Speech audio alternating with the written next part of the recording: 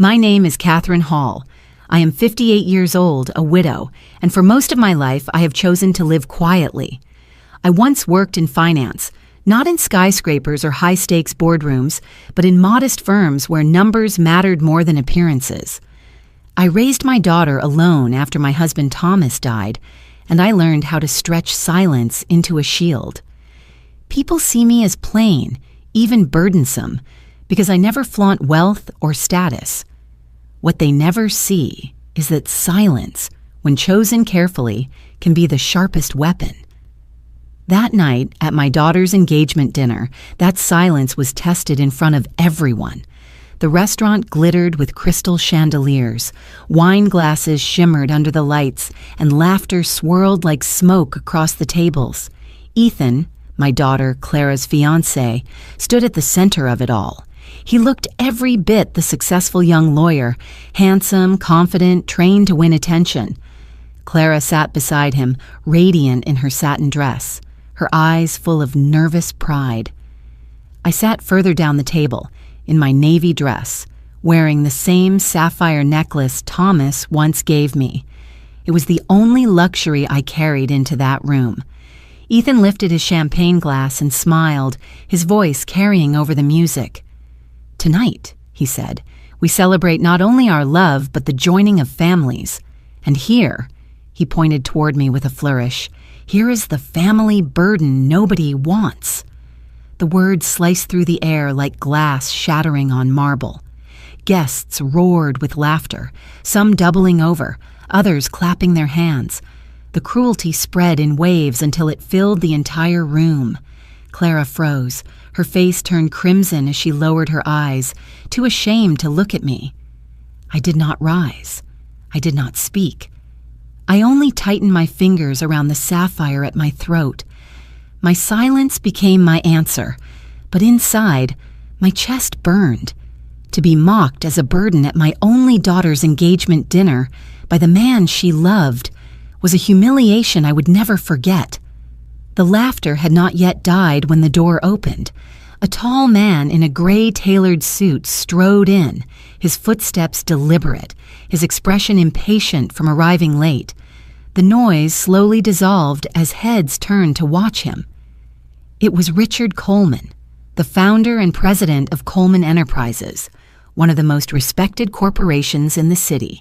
He was also, though most of the guests did not yet realize, Ethan's boss. The man whose name could decide Ethan's career with a single word. Richard walked straight toward our table. When his eyes landed on me, he stopped. Then, to everyone's astonishment, he bowed his head deeply. "Ma'am," he said, his voice steady with respect, "your investment saved us. Without you, Coleman Enterprises would have collapsed, and hundreds of families, including mine, would have lost everything. I owe you more than I can ever repay." The dining hall froze.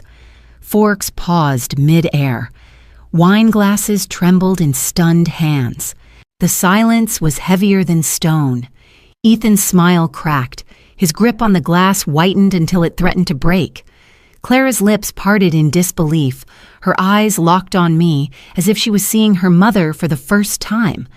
I met Richard's gaze and answered softly, "I only did what was right." But in that single moment, the room turned upside down. The so-called burden became the pillar, the joke became the power, and Ethan, the man who mocked me to elevate himself, now stood revealed as the subordinate of the very woman he tried to humiliate.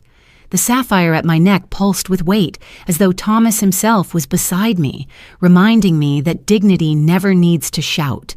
It only needs the right moment to speak. The laughter had ended, and with it a new story began. And if you are still here listening, ask yourself, have you ever been underestimated, mocked, or dismissed as worthless, only to discover that your quiet strength was greater than their arrogance? Stay with me, because this story is about that very truth. And if you have lived something like this, share it in the comments below, so your voice can echo too.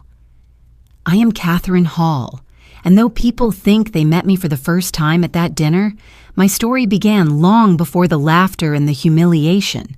To understand who I am, you need to know where I came from and why I chose the life I live now. I am a widow, and I have been one for more than a decade. My husband, Thomas, was the love of my life. He was a quiet man, a mechanical engineer who never cared about climbing social ladders or impressing people with titles. He cared about building things that lasted, machines that worked, and a home that felt safe. We met when I was 24, and for 30 years he was my anchor. Thomas was steady in a world that often felt too loud. He believed in numbers, in logic, and in responsibility. We never had much when we started, but what we did have was enough.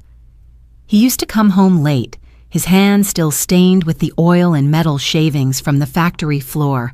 He would drop his lunchbox on the table and kiss me on the cheek as if I was his entire world. We lived in a small house then, not far from the river.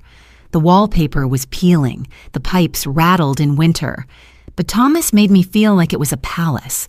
When Clara was born, everything shifted.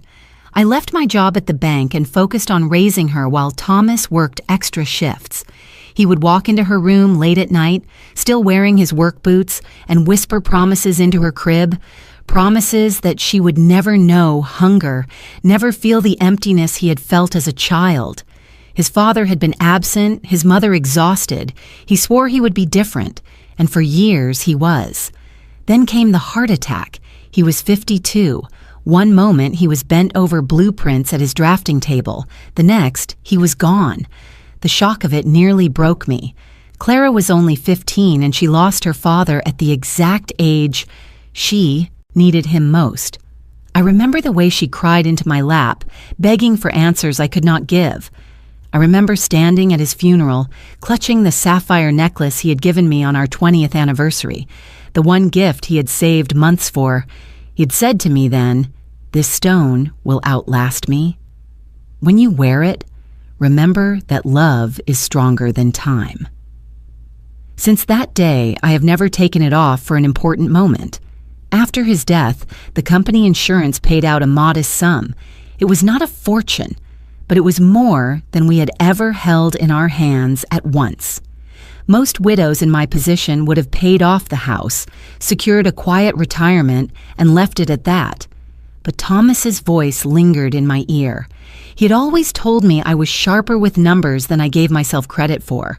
I decided to honor him by being careful, by treating that money not as an ending, but as a beginning. So I invested. At first, it was small. Conservative stocks, bonds, safe ground. But as years passed, I learned.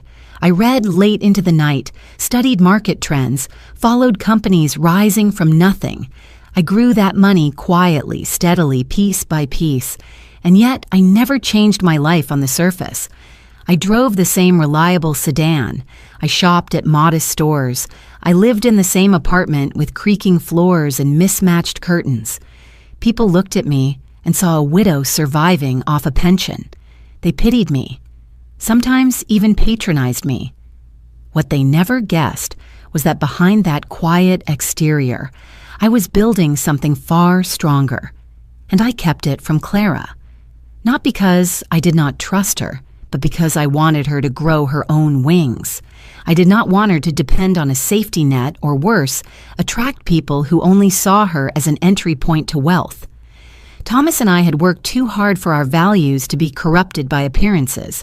So I told her we had enough, but not abundance. I told her we were comfortable, but not rich. She believed me, and perhaps in believing, she grew stronger. The sapphire necklace became my reminder of both truths. The truth of love I lost, and the truth of strength I had to maintain. Whenever I touched it, I remembered Thomas's hands placing it around my neck. I remembered that I was not just a widow clinging to memories. I was a woman carrying his legacy forward. People mistook my quiet for weakness. They mistook my plain clothes for poverty. They mistook my silence for emptiness. But silence can be a fortress. It can protect what is precious until the day comes when it must be revealed. At my daughter's engagement dinner, when Ethan mocked me in front of everyone, I held that sapphire and chose not to speak. It was not cowardice. It was the discipline I had practiced for years. Because when you hold the truth that others cannot even imagine, you learn to let silence speak louder than words. That is who I am. I am Catherine Hall, widow, mother, the so-called burden nobody wants.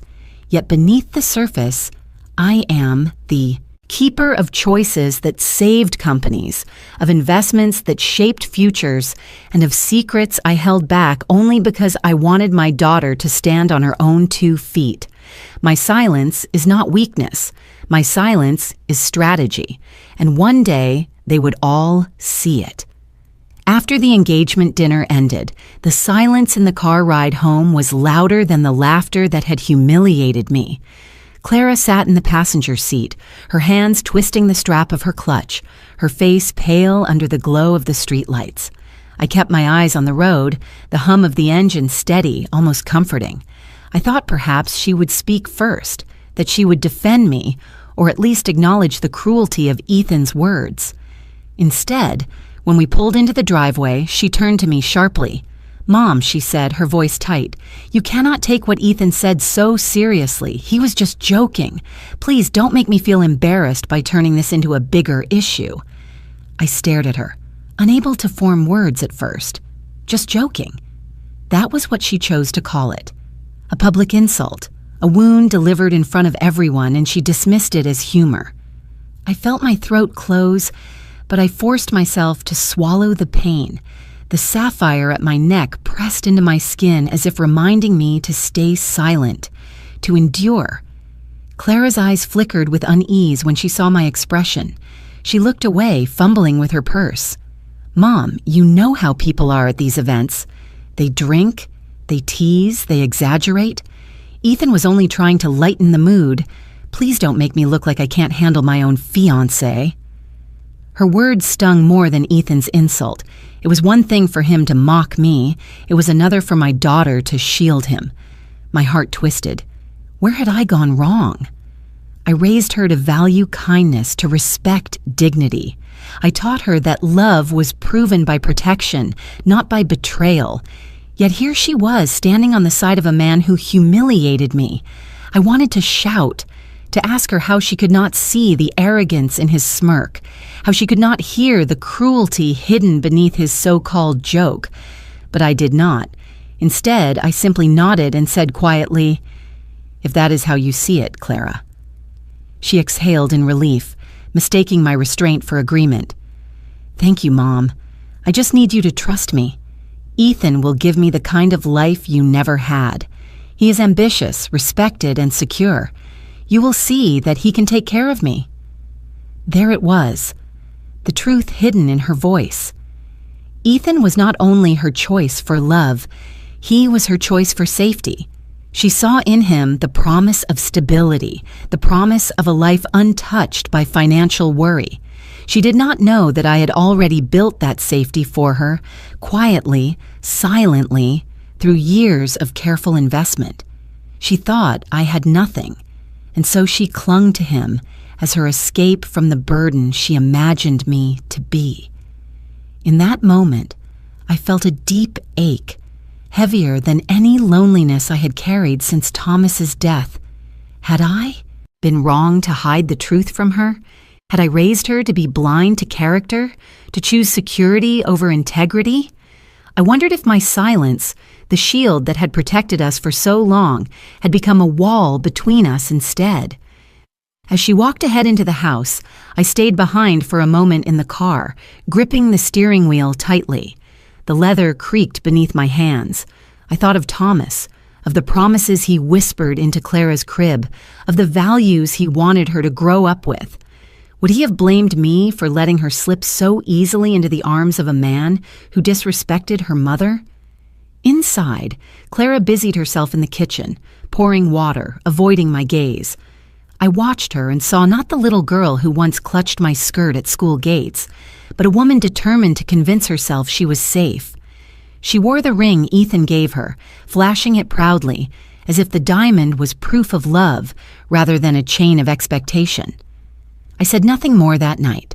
Silence once again became my refuge, but my heart whispered questions I could not silence. Had I failed her? Was I protecting her, or had I abandoned her to illusions of security? I lay awake later, staring at the ceiling, the sapphire necklace cool against my collarbone. Its weight reminded me of Thomas, of love built on sacrifice, not on appearances. My daughter did not understand that yet. She believed Ethan's ambition would shelter her, that his status would guarantee her happiness. But I knew better. I had seen men like him before, hungry, polished, and cruel beneath the charm. Foreshadowing hung in my mind like a storm cloud. Clara's blindness to his arrogance was not just youthful naivete, it was a warning. She was willing to excuse his cruelty for the promise of protection. That path would not lead to safety. It would lead to heartbreak and perhaps to something far worse. As I closed my eyes, one thought pierced through the silence. If I had been wrong to keep my wealth hidden, if my secrecy had made my daughter mistake arrogance for strength, then the reckoning was coming.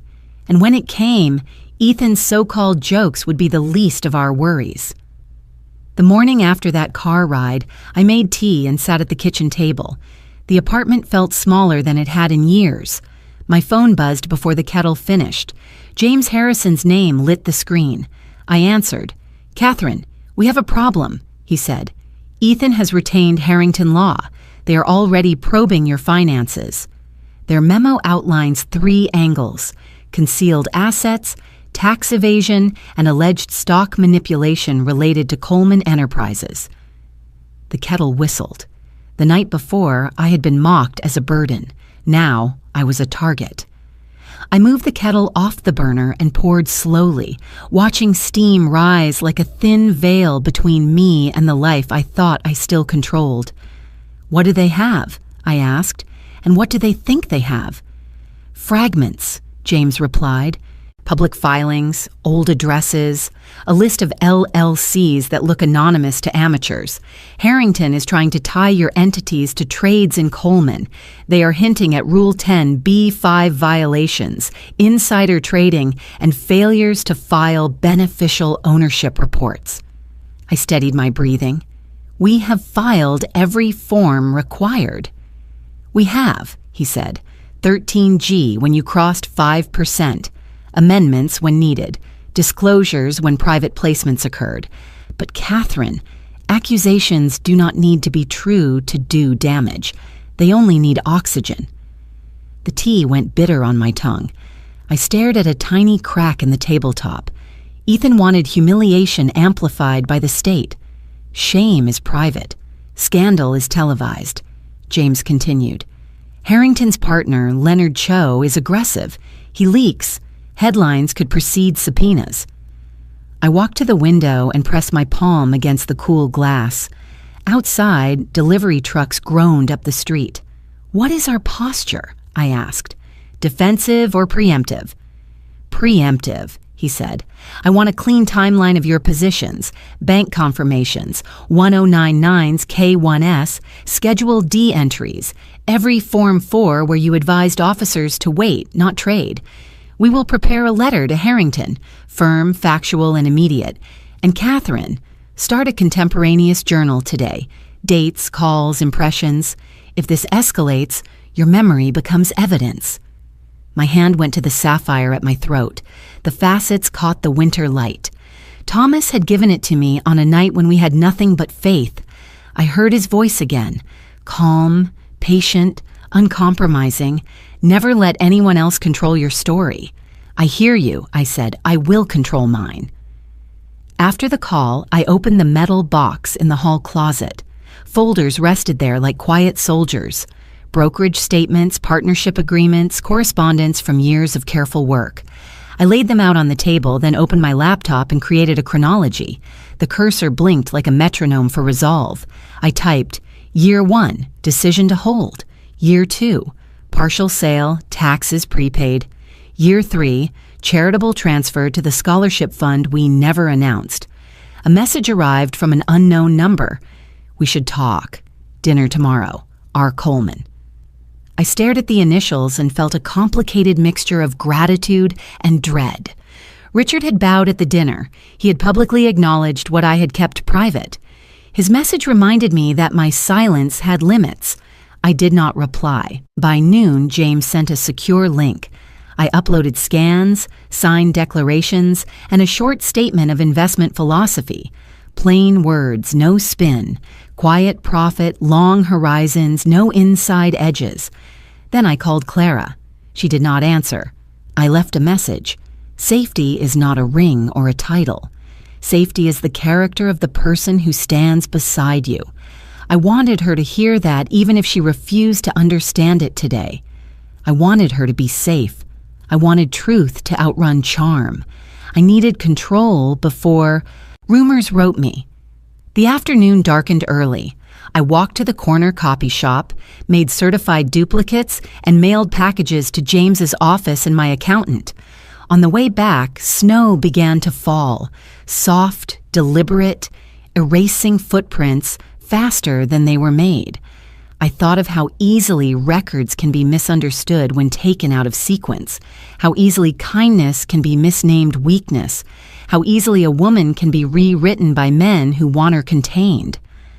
At dusk, James called again. "One more thing," he said. "Harrington scheduled an informal meeting. They want you present next week with counsel. It is voluntary. They are hoping to spook you into contradictions." "I prefer the written record," I said. "I know," he replied, "but this is theater. If you decline, they will say you are hiding. If you attend, they will try to bait you. We can bring a court reporter and treat it like testimony. Every question, every pause on the record." I looked at the sapphire. It seemed darker now, a small night sky resting against my skin. "Book it," I said. "And James, I want the first 5 minutes. I will state my name and my purpose. I will set terms." "You are sure?" "I am finished watching other people narrate my life."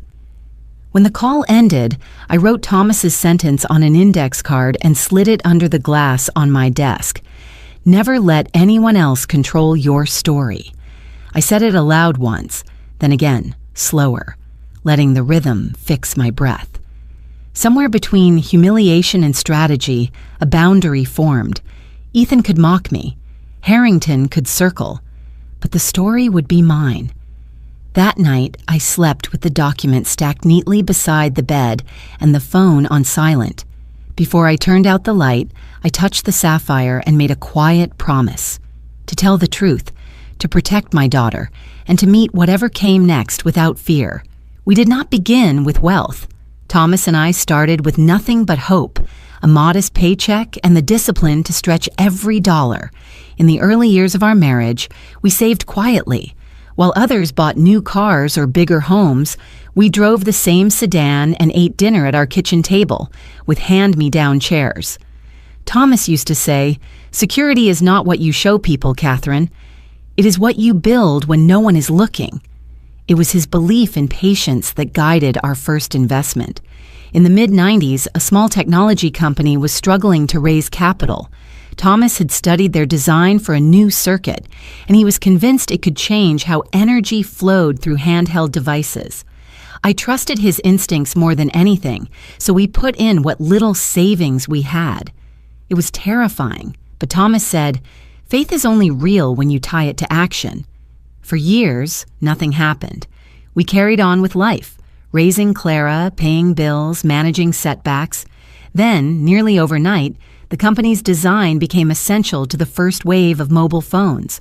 Our modest stake multiplied tenfold. For the first time, we had more than enough. I remember sitting across from Thomas at the kitchen table, both of us staring at the bank statement in stunned silence. He reached over, held my hand, and whispered, "Now we have a seed. Let's plant it." We did not squander it. Instead, Thomas began studying markets the way he once studied engines. He read financial papers, called analysts, and explained terms to me in the quiet of our evenings. I learned too. I was not just a housewife anymore. I was his partner in every sense.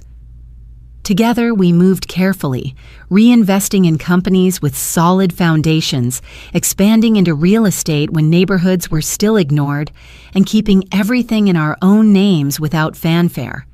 By the time Clara turned 10, we were no longer surviving. We were building. Then came the night when Thomas's heart gave out. His sudden absence was like a storm ripping the roof off our home. The insurance settlement arrived in neat checks and legal documents, but they could not replace his steady presence. I stood in front of the mirror the night after his funeral, the sapphire necklace around my throat, and promised him silently, "I will not waste what you built. I will carry this forward for both of us." So I did, alone. I studied harder than ever. I tracked companies the way some people follow weather patterns. I learned how to spot undervalued firms, how to create small shell companies for privacy, how to diversify so that a single storm would not sink me. The investments grew steadily, not in a blaze of glory, but like a river carving rock, slow, persistent, undeniable. Coleman Enterprises was one of those opportunities. Years ago, when their expansion nearly bankrupted them, I bought quietly through a holding company. On paper, it looked like a faceless investment group. In truth, it was me. I believed in the company's backbone. I believed its employees deserved more than collapse at the hands of poor management. My shares increased until I was their largest silent investor. To outsiders, I was invisible. To myself, I knew exactly what I had become, a woman capable of steering futures without ever stepping onto a stage. But I never told Clara. I let her believe we were modest, that my small apartment and my careful spending were all we had. She thought I relied on Thomas's pension and a little consulting work. She never saw the folders stacked in my closet or the accounts that bore quiet witness to years of discipline. Why did I keep it secret? Because I wanted her to grow strong. I wanted her to find work, to know the pride of earning her own way, to choose love based on character rather than on inheritance. If she had known the truth, would she have built her life differently? Would she have drawn men like Ethan even sooner, men who sniffed out wealth the way wolves scent blood? I could not risk it. That secrecy became my silent truth. I carried it through birthdays, through Clara's graduation, through lonely anniversaries without Thomas. Each time I touched the sapphire necklace, I remembered the vow I had made, to protect both the fortune and the values behind it. People saw a woman living quietly in an old apartment. They pitied me. But pity is a mask that kept me safe. And so the burden Ethan mocked at the engagement dinner was not a burden at all. It was a fortress of choices, stacked brick by brick in silence. The cruelest irony was that Clara, my own daughter, still thought she needed him for safety. She had no idea she already had safety because of me. That is the unspoken truth I have carried all these years, and it is both my strength and my sorrow. We met in Harrington Law's glass conference room on a gray Tuesday. The city pressed against the windows like a witness. James sat to my right with a yellow legal pad. Ethan faced me across the table, his jaw set, his attorney, Leonard Cho, arranging a neat stack of folders as if symmetry could win a case. A pitcher of water sweated onto a silver tray. I folded my hands in my lap and felt the cool weight of Thomas's sapphire against my skin. Leonard began. For the record, my client requests this meeting be treated as an informal interview. We reserve the right to pursue civil action related to concealed assets, tax evasion, and market manipulation. James clicked his pen. For the record, Ms. Hall is present voluntarily. We will respond in writing to any allegation. If you intend intimidation, note the court reporter. Intimidation does not transcribe well. Ethan slid a red folder into the center of the table. You have hidden hundreds of millions of dollars through a maze of shell companies. You can be sued. You can be prosecuted. I looked at the folder. I did not touch it. Is that your professional opinion? I asked. Or your personal grievance? He smirked. Both. Leonard cleared his throat.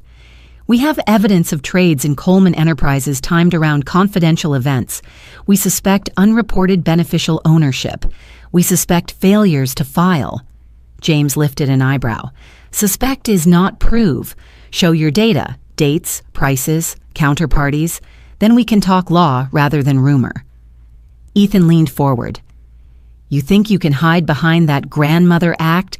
You embarrassed me at my own celebration. You will not embarrass me in court. The pulse in my neck slowed. Fear gave way to a steadier sensation, like a bridge settling onto its pylons. I reached into my bag and placed a black binder on the table. My turn, I said. Leonard pushed his glasses up his nose.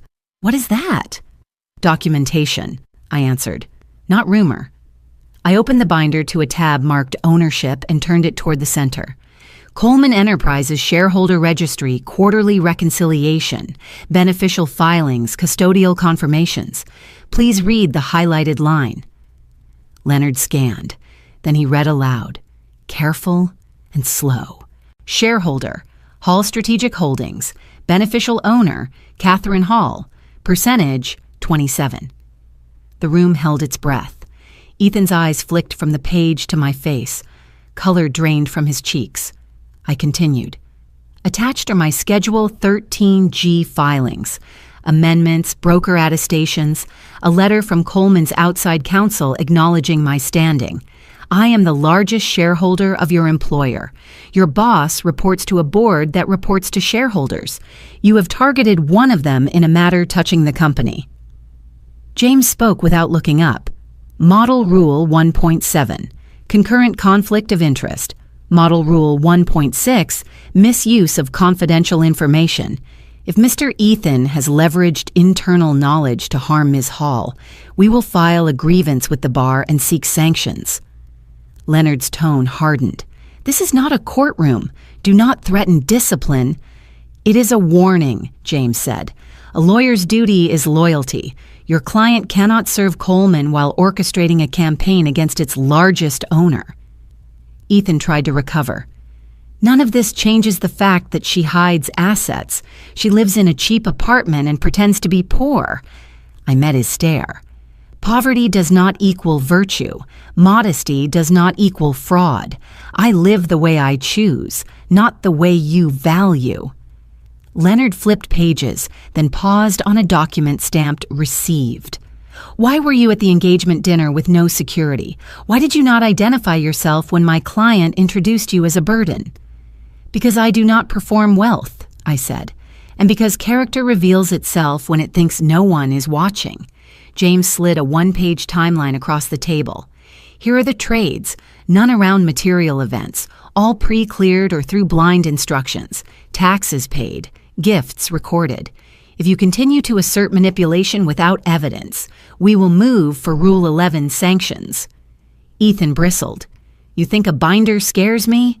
A binder does not, I said, but a resignation letter might. Ask yourself how your boss will respond when he learns you targeted a shareholder whose capital kept salaries paid. Ask yourself whether he values your ambition over the stability of his board. Silence gathered like rain. The court reporter's keys whispered. Leonard closed the folder. When he spoke, the bravado was gone. We will review and respond. James nodded. Do that, in writing. Ethan stood abruptly. His chair scraped the polished floor. This is not over. No, I said, rising. It is only the first time you have seen me clearly. We stepped into the hallway. The air smelled faintly of toner and cold wool. James rested a hand on the binder. You were firm without anger. Well done. I exhaled. My hands are shaking. That is fine, he said. The law does not grade hands. It records facts. As we waited for the elevator, I touched the sapphire at my throat. I remembered Thomas's sentence. The one I keep under glass on my desk. Do not let anyone else control your story. Ethan expected me to cower. He expected me to retreat into apology. Instead, I placed the record in the center of the table. I put the truth where even his arrogance had to read it. The elevator opened with a soft chime. I stepped in, James beside me, the doors sliding shut on the reflection of a woman who finally decided to stop being rewritten by other people's mouths. Outside, snow began to fall, quiet proof that storms can be survived together. When I returned home after that meeting with Ethan and his attorney, I thought the weight of silence might finally lift. I had placed the truth on the table. I had shown documents that could silence even the most arrogant accusations. But silence never lasts long in families.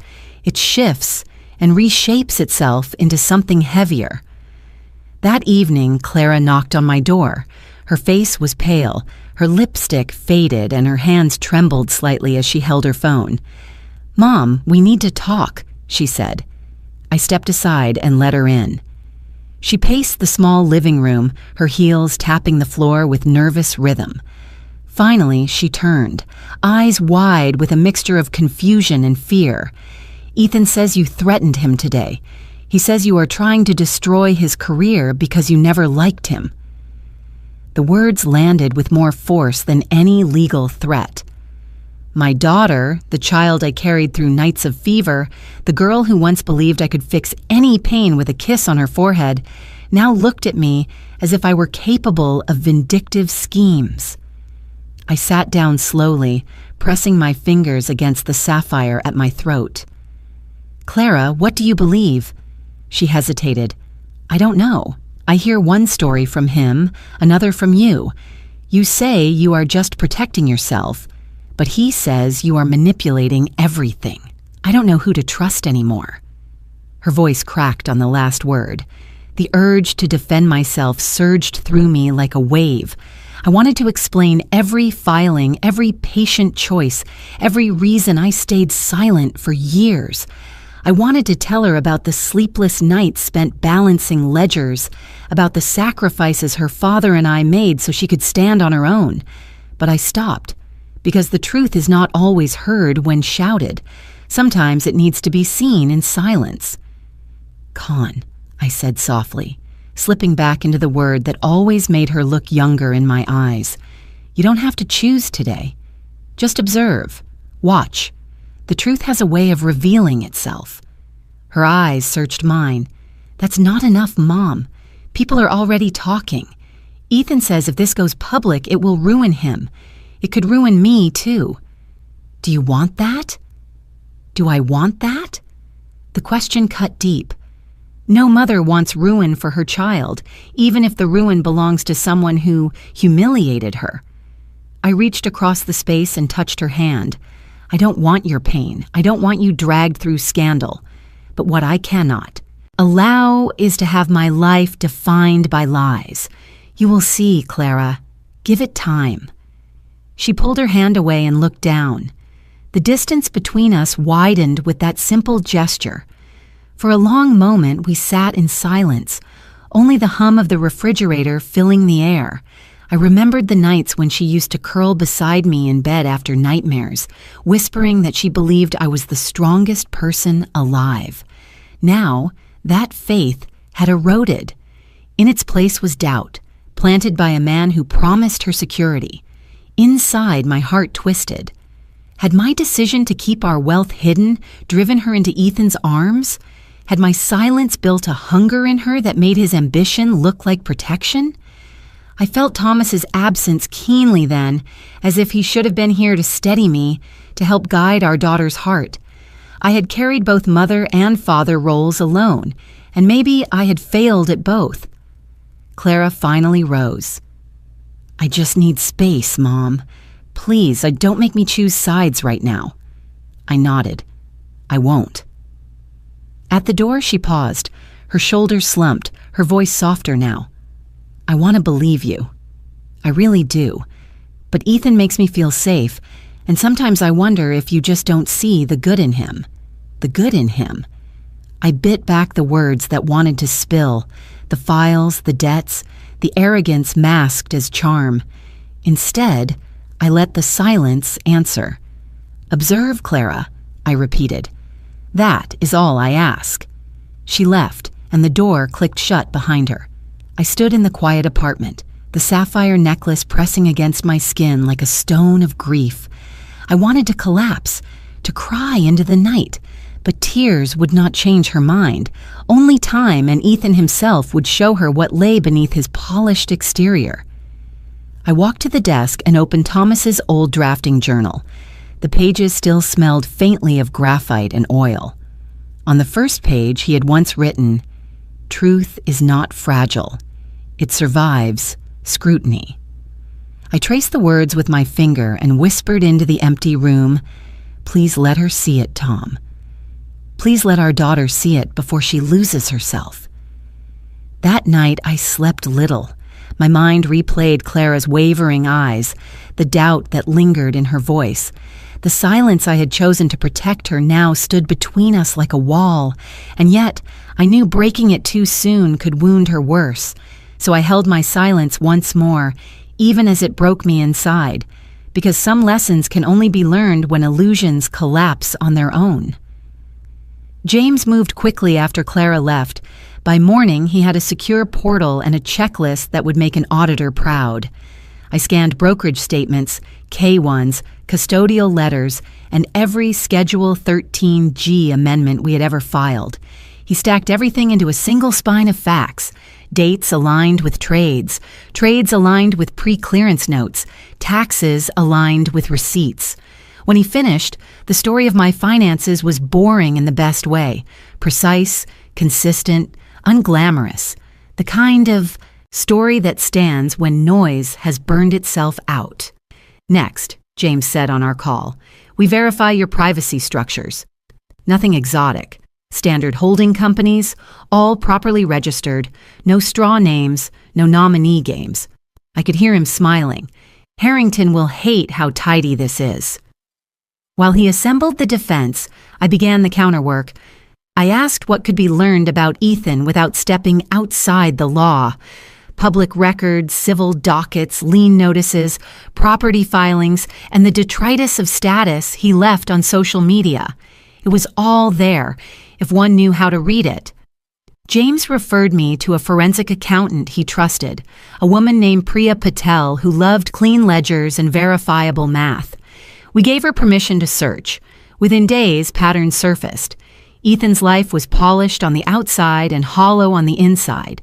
The leased German sedan, the luxury watch on a monthly subscription plan, the downtown apartment in his name, but largely paid on revolving credit. The private club fees covered by a personal loan with a punitive rate.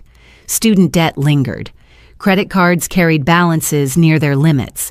A line of credit had been increased twice in 12 months. He had negotiated a higher draw from his firm, then spent it before the ink dried. Priya mapped cash flows against posts and purchases. The night he took Clara to the rooftop restaurant and promised he would protect her forever, he paid with a card that cleared only after 3 attempts. The weekend he rented a lake house for photographs. He split the cost with 2 friends, then captioned every picture as if he owned the shore. Image was not just vanity, it was strategy. A court docket revealed 2 quiet settlements, one with a landlord for damages after a party, one with a high-interest lender for a default cured at the last minute. None of it made him a criminal. All of it made him dangerous to a young woman who believed safety arrived wrapped in polished manners. I felt a steady ache I could not dismiss. If Clara married him, she would spend years apologizing for bills that arrived like weather. Why her? I asked myself. Then I answered the question I already knew, because Ethan thinks she is a key. He believes there is money behind the Hall name, not flashy, not loud, old, patient, and hidden. My modest apartment had fooled many people. It had not fooled him. As an associate inside Coleman's orbit, he could smell capital the way a diver tastes salt before seeing the sea. James forwarded an internal firm newsletter Ethan had helped draft. In a paragraph about shareholder relations, he had written a line that caught my eye. "Unknown capital often sits behind familiar doors."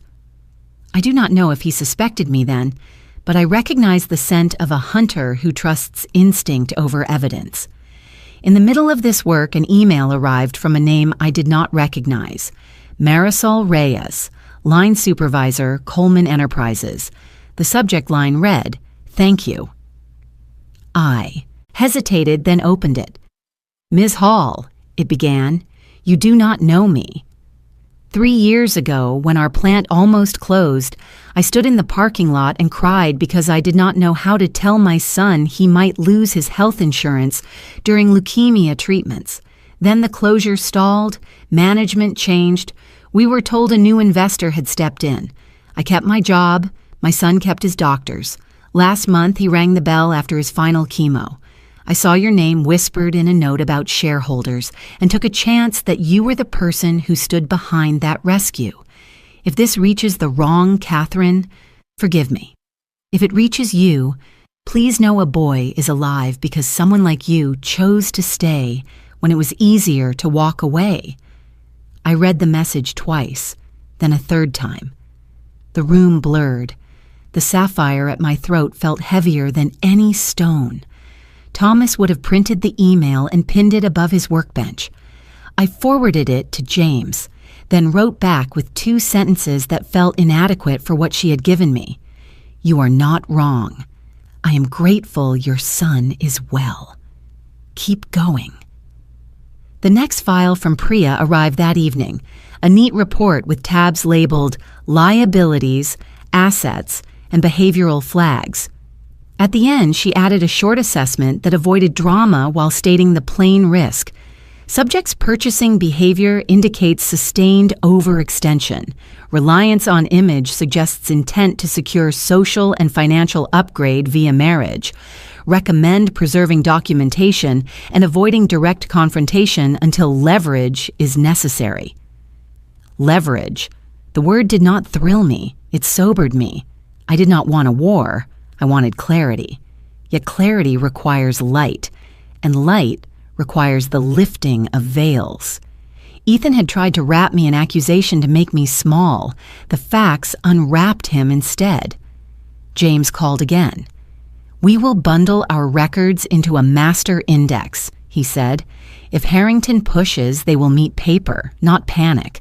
Also, Catherine, keep that email from the employee. It is not legal evidence, it is ballast for your spirit." I smiled at the phrasing. Ballast. Yes. Numbers held one kind of weight, gratitude held another. I placed Marisol's email beside the binder on my desk, 2 anchors keeping me steady. One spoke of rows that reconciled, the other spoke of lives that continued because someone quietly stayed when it mattered. Between them, I felt the outline of my purpose. Not revenge, not spectacle. Protection. Protect my daughter from a man who loved mirrors more than truth. Protect the people working under roofs my capital helped keep standing. Protect the story I had written in patient ink. I closed the laptop and watched the street turn silver under a curtain of snow. When I finally rose, I whispered into the quiet, "Observe, Clara.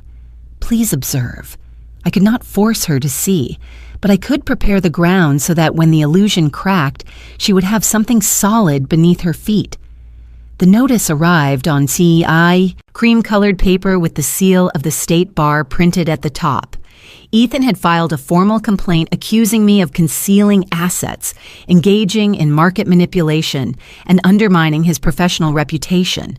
The words were designed to wound, but more than that, they were designed to intimidate. My silence at the dinner had not satisfied him, nor had the binder of evidence I placed in front of him in that conference room. He wanted spectacle. He wanted me dragged into a hall of law where whispers turned into records. The preliminary hearing was scheduled in a downtown building with marble steps and an echoing atrium. I arrived early with James at my side, carrying the same binder we had prepared weeks ago. My palms felt clammy, but my face remained composed. The sapphire necklace rested cool against my throat, an anchor against the rising tide of fear. Inside, the panel of 3 disciplinary officers sat at a raised bench, papers neatly stacked in front of them, rows of wooden chairs stretched behind me, filled with lawyers, clerks, and curious observers. Ethan sat across the aisle, immaculate in his dark suit, a look of righteous determination fixed on his face. His attorney Leonard leaned toward him, whispering strategy, occasionally glancing at me with thinly veiled disdain. The lead officer opened the session. "We are here to review the complaint filed by attorney Ethan Ward against Catherine Hall. Mr. Ward, you may proceed." Ethan rose smoothly. He had rehearsed every word. "Members of the panel, I come before you not lightly but out of duty. I have discovered evidence suggesting that Ms. Hall, while presenting herself as an ordinary retiree, has in fact concealed substantial assets through shell companies and has manipulated shares in Coleman Enterprises, a company with which I am professionally connected. Such conduct, if left unchecked, undermines the integrity of our profession and the markets we rely on." His voice carried confidence, and murmurs spread across the room. He sat down, satisfied, and glanced at Clara, who sat near the back. Her face was unreadable. My heart clenched. James stood calmly. "We will respond in due course. But first, we request the opportunity for testimony from a material witness." The panel exchanged glances. "Granted," the lead officer said. The doors at the back of the hall opened, and Richard Coleman entered. His presence was magnetic. The murmurs hushed instantly. He walked with the authority of a man accustomed to commanding boardrooms. But when he reached the front, he bowed his head briefly in my direction before facing the panel. "My name is Richard Coleman," he said. "I am the president of Coleman Enterprises. I am here to speak not as a friend, but as a businessman who owes a debt of truth. 3 years ago, when my company faced collapse from overextension, a silent investor stepped in. That investor was Catherine Hall. Through her capital and her patience, Coleman Enterprises was not only saved from bankruptcy, but stabilized and allowed to grow. Hundreds of employees kept their jobs, communities kept their anchors, and my own family avoided disaster. Without her, there would be no company for Attorney Ward to serve. To accuse her of manipulation is not only inaccurate, it is an insult to the very foundation of our survival." Gasps rippled through the hall. People leaned forward, whispering to one another. The panelists' eyes widened. Even the court reporter glanced up from her keys. Ethan's face turned ashen. He gripped his pen so tightly it snapped in half. Leonard shuffled papers furiously, but no document could undo what Richard had just declared in public record. Richard continued, his voice steady. "Every transaction Ms. Hall conducted with us was above board, reported and cleared. I can provide letters from our auditors, our counsel, and our board. If you require them, I have copies here." He placed a folder on the table with deliberate calm. To call her a manipulator is false. To call her a benefactor is the truth. The silence that followed was profound. Clara, in the back row, brought a hand to her mouth as though she were seeing me for the very first time. James stood, his tone precise. "We submit that this complaint is not about law, but about resentment. It is the attempt of one man to weaponize procedure against a woman who chose discretion. The facts speak for themselves. The company at issue confirms her legitimacy. The records confirm her compliance. The only manipulation here is the attempt to twist reputation into leverage." The panel conferred quietly. Finally, the lead officer spoke. "We see no evidence at this time of misconduct warranting further investigation. The complaint is noted and dismissed. Mr. Ward, be advised that frivolous complaints may themselves invite review." The gavel struck once. The session ended. For a long moment, no one moved. Then voices erupted. Whispers, questions, the shuffling of papers. Richard turned toward me, gave a single respectful nod, and left the hall. Ethan stood rigid, his jaw clenched, while Leonard whispered furiously in his ear. Clara looked at him, then at me, her expression torn between confusion and dawning recognition. I rose quietly, gathered my binder, and walked toward the door. Every step felt heavy with memory. Thomas's voice, the years of silence, the vow to protect Clara. Outside, the winter air cut sharp against my cheeks, but it also tasted clean. James joined me on the steps. You did not have to say a word. The truth spoke for you. I touched the sapphire at my throat.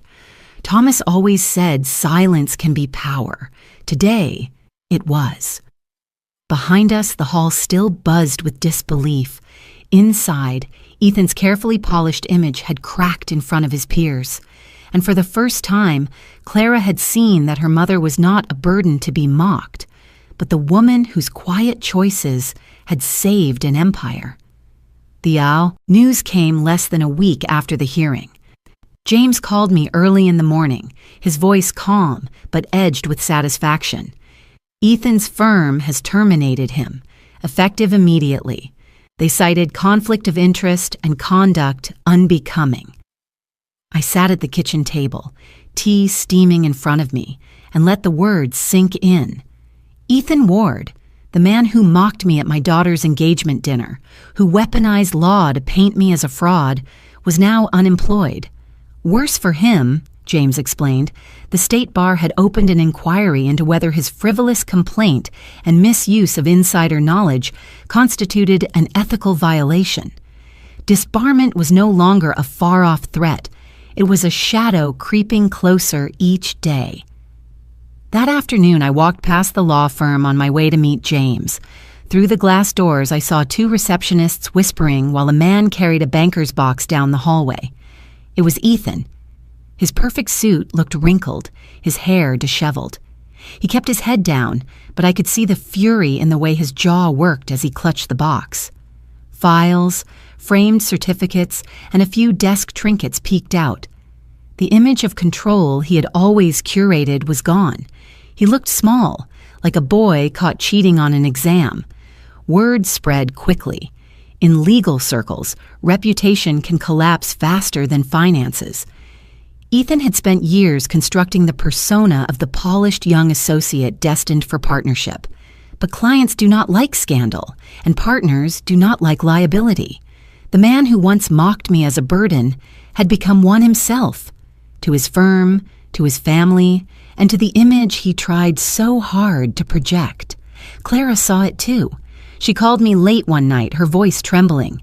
"Mom, it's true, he lost his job. They're saying he might lose his license. He didn't even come home tonight." I closed my eyes, pain and relief warring in my chest. "Where is he?" "I don't know. He said he was meeting someone about money." "Mom, I don't understand. He always told me he was secure, that he had everything under control. But now I'm finding letters from creditors, past due notices. There are accounts I never even knew existed." Her voice cracked. "I thought he was protecting me. I thought he was strong." I wanted to gather her into my arms like when she was a child, but all I could do was let her words spill through the phone. She was beginning to see what I had seen all along. The next morning, she came to my apartment. She looked tired, her eyes swollen from crying. She carried a folder of papers, bills, debt statements, copies of lease agreements. She dropped them on the table as if they burned her hands. "He owes more than $200,000, she whispered. "Credit cards, loans, even money borrowed from friends. He's been living a lie, Mom. The car, the apartment, the trips. None of it was real. He built everything on debt. And he married me to climb out of it. He thought you had money, that I was his. Way to reach it." I touched the sapphire necklace, grounding myself before I answered. "Now you see him clearly." Tears slid down her cheeks. I defended him. "I told you not to take his words seriously. I believed him over you." She covered her face with her hands. "How could I have been so blind?" I reached across the table and gently pulled her hands down. "Love makes us want to believe the best. That is not blindness, Clara. That is hope. But sometimes, hope attaches itself to the wrong person. What matters is that you see it now." She shook her head. "He made me feel safe, but it was all an illusion." "Yes, I said softly, and safety built on illusion always collapses. Later that week, reports surfaced in the business press. Coleman Enterprises issued a statement affirming their shareholder structure and thanking silent partners for their role in stabilizing the company.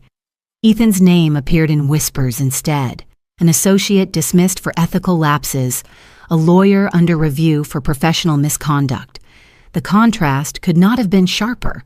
For Ethan, the consequences came fast. Creditors began filing suits.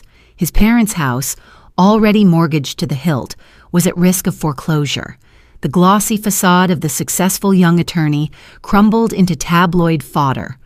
"From rising star to ruin," one headline read. Clara watched it unfold with heartbreak written across her face. She had loved the man he pretended to be. Now she was forced to face the man he truly was. One evening, she sat on my couch, staring at nothing. He said I was his future, but I was only his exit plan. I brushed her hair back from her forehead the way I used to when she was a little girl. You are more than someone else's plan. You are your own future.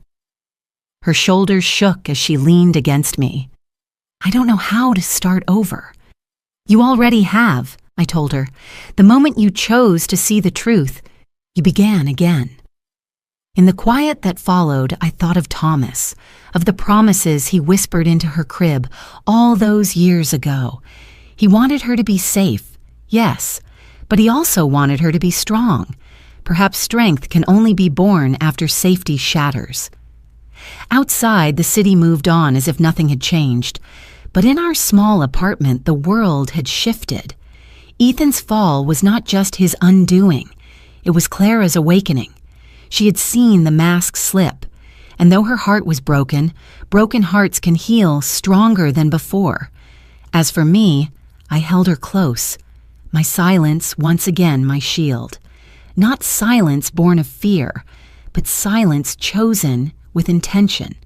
The silence of a woman who knew that the burden Ethan mocked was the very strength that had saved them both. Clara arrived at my apartment late in the evening, long after the sun had set. I opened the door to find her standing in the hallway, her shoulders slumped, her eyes red and swollen from hours of crying. For a moment she just stared at me, as if searching for the right to step inside. Then the dam broke. She rushed forward and collapsed into my arms, sobbing against my shoulder. "Mom," she gasped between tears. "I'm so sorry. I'm sorry for not listening, for defending him, for letting them laugh at you.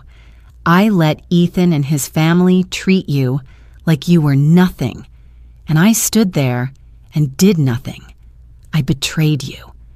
Her words cut deep, not because they hurt me, but because they revealed how much she had been hurting herself. I guided her inside, closed the door gently, and led her to the couch. She gripped my hands like a child terrified of being abandoned, and in that moment, she was not the grown woman with a diamond ring on her finger. She was the same little girl who once hid behind me on her first day of school, clinging to my skirt because she needed me to face the world for her. "Clara," I said softly, brushing a strand of hair from her damp face. "You don't need to apologize. You loved him, and love can make us blind. That doesn't make you weak. It makes you human." She shook her head fiercely. "No, Mom, I should have seen it. You stood there at that dinner, humiliated, and I told you not to make me look bad. I let his words matter more than your dignity. I let people laugh at you, and I never defended you. What kind of daughter does that?" Her body trembled with guilt, and I felt her shame pouring into me like rain. I tightened my arms around her, holding her close until her sobs slowed into shudders. When I finally spoke, my voice was steady. "I don't need to be defended, Clara. I never did. I survived worse than cruel jokes. I survived loneliness, grief, and years of silence. I don't need applause or protection. All I wanted was for you to understand one truth." She lifted her tear-stained eyes to mine, waiting. "Value," I said slowly, "is not in their cheap laughter, nor in their false applause. Value is not in cars or suits or perfect photographs. True value is quiet. It is in character. It is in sacrifice. It is in the choices we make when no one else is looking. Her tears welled again, but this time they were softer, gentler. I see it now, Mom. I see you. All these years I thought you were just ordinary. I thought Ethan was the one who could give me safety. But it was you all along. You were the one holding everything together. I smiled through my own tears. I didn't want you to depend on money, Clara. I wanted you to build your own life, to believe in your own strength. That's why I kept my silence. Not because I didn't trust you, but because I trusted you to become your own woman. She buried her face against my chest, her words muffled. I don't deserve you. You're wrong, I whispered. You deserve every ounce of love your father and I ever gave you. You stumbled, yes, but stumbling is how we learn to walk without falling. What matters is not the mistake.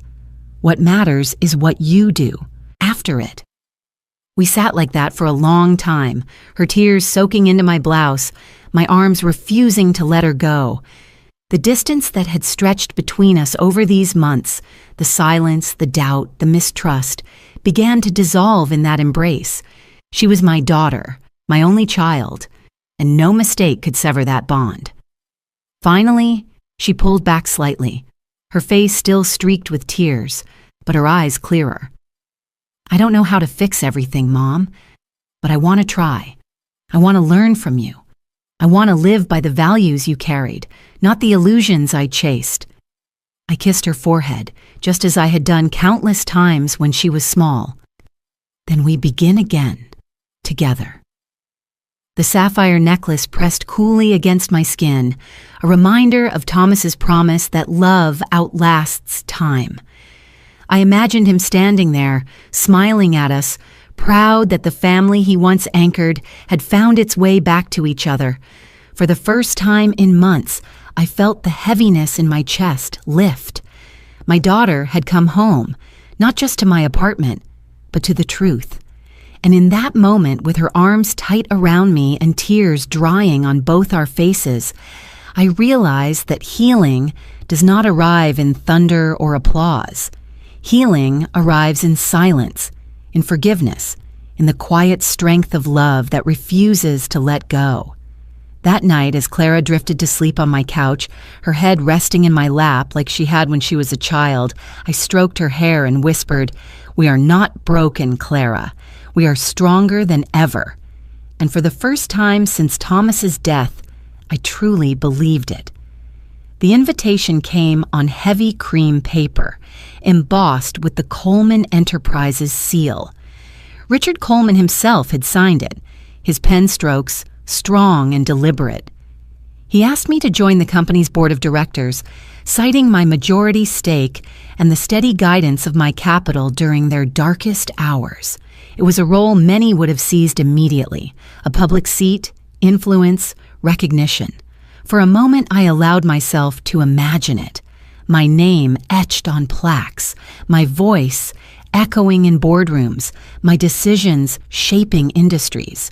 But when I held the letter in my hands, the sapphire necklace cool against my collarbone, I felt Thomas's presence reminding me of what mattered most. I called Richard and thanked him. He insisted, "Catherine, the company owes its survival to you. You deserve a seat at the table." I smiled gently, though he could not see it through the phone. "Richard, I never rescued Coleman for power. I did it because I believed in the people behind those walls, the engineers, the factory workers, the families depending on paychecks. My late husband, Thomas, taught me that the truest measure of strength is how many lives you lift quietly.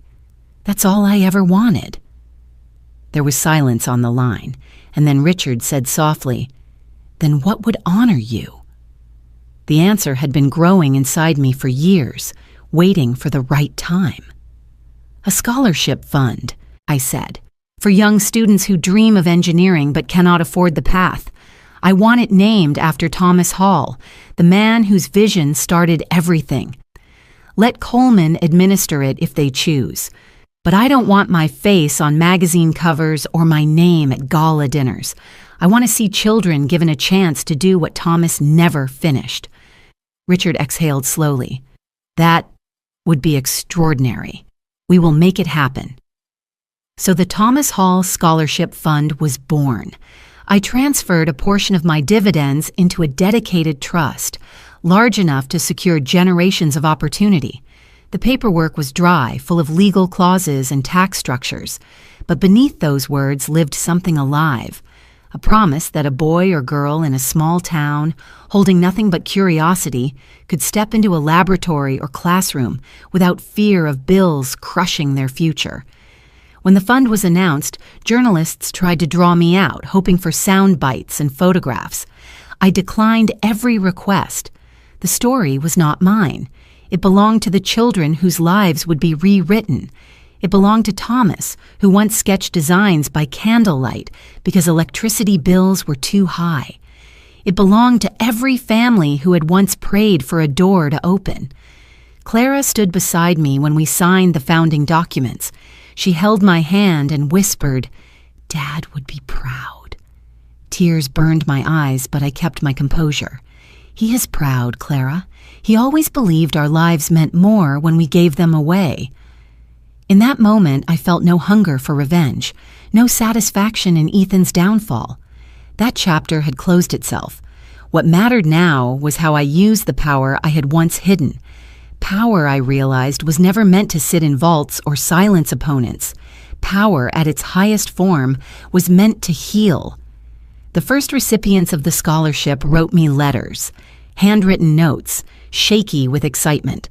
One girl said she wanted to design sustainable batteries.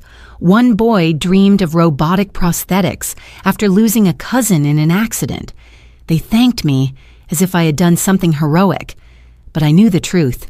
I had simply returned what Thomas gave me, the belief that ordinary people could create extraordinary change if given a chance.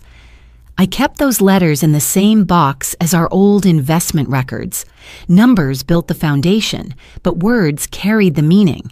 Each time I opened it, I reminded myself why silence had mattered and why breaking it now mattered more. Coleman prospered. The board respected me even without my physical presence. Richard occasionally called, updating me on progress, thanking me again. Each time I repeated the same phrase, "Use the profit to build, not just to grow." He laughed once and said, "You sound more like a founder than a shareholder." Perhaps that was true. But I needed no title to live with purpose. In the quiet of my apartment, I touched the sapphire necklace and felt a calm I had not known in years. The humiliation at the orgy dinner, the accusations, the hearing, they were storms that had passed. What remained was clarity. I had not fought for dominance. I had fought for truth, for my daughter's awakening, for the legacy of a man who believed in light when the world was dim. The healing did not come in thunder. It came in the soft click of a pen signing a scholarship trust. It came in Clara's tearful smile when she finally understood her mother's worth. It came in the quiet knowledge that dozens of young dreamers would walk into classrooms because someone they would never meet had chosen generosity over vengeance. Power could have made me feared. Instead, it made me free. And freedom, I realized, is best spent giving others the chance to stand. That was the closure I needed. Not revenge, not recognition. Healing. Clara ended the engagement quietly, without spectacle or bitterness. She returned the ring to Ethan in a small box, her voice steady as she told him it was over. There were no tears that day, only the clarity of someone who had finally seen the mask for what it was. She told me later, "I thought he was my safety, but safety built on lies is just another kind of prison." Those words told me my daughter had grown stronger, even through heartbreak. She moved into a smaller apartment of her own and began working on a project she had long hidden in the shadow of Ethan's ambition. Clara had always loved design, the way small details shaped how people felt in a room. She enrolled in classes at a local institute, funding herself through long hours and quiet determination. I watched her find her footing, not as someone's fiancée or someone's daughter, but as a woman with her own vision. There was pain, yes, but there was also resilience. She was walking a path Thomas would have admired. One evening, weeks later, the apartment smelled faintly of chamomile and lemon polish.